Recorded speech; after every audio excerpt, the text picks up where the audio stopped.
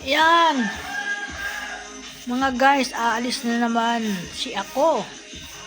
Nagpapasama yung aking asawa sa kanyang pagtitinda.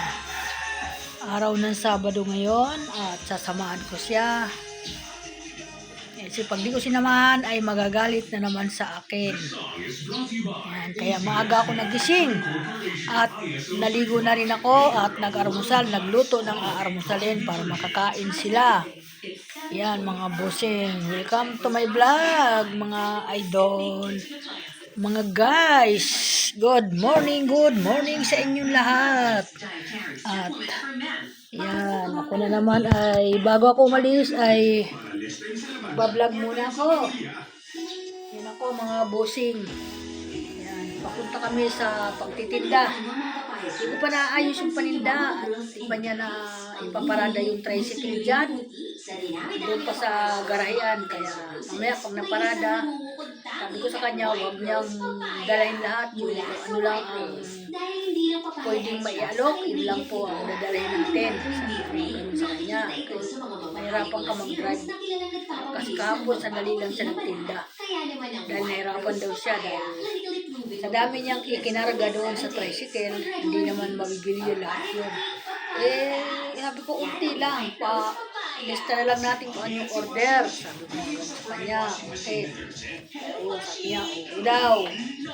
Mamaya, punta na naman ako doon sa bilihan ng gamot at bibili ako ng gamot niya.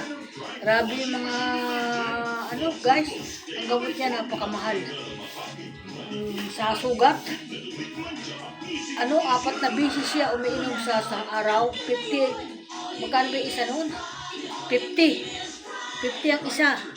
4 na beses, di 200 isang araw. May isa pang gamot. Kaya pupunta ako dun sa doktor at pwede ibabalik ko na lang yung ibang gamot. At papalitan ko na lang nung iniinom niya talaga para sa sugat sa antibiotic. Kasi bawal siya uminom nung yung isang gamot kasi siya kasi may kidney stone sa bato. Bawal daw yung uminom kaya pinatigil namin. Ang pala yung sinabi ng isang doktor niya, bawal daw. Kaya hindi siya niritahan ng ganon. Kasi bawal nga daw. Ayaw ko naman inumin yan kasi ayaw ko yung mga ganyan. Pwede sa akin yun.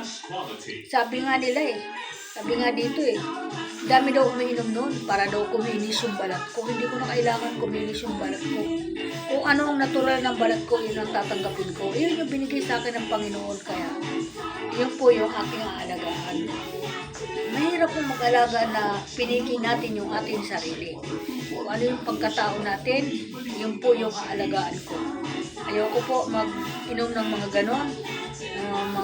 Ayoko po pangalanan.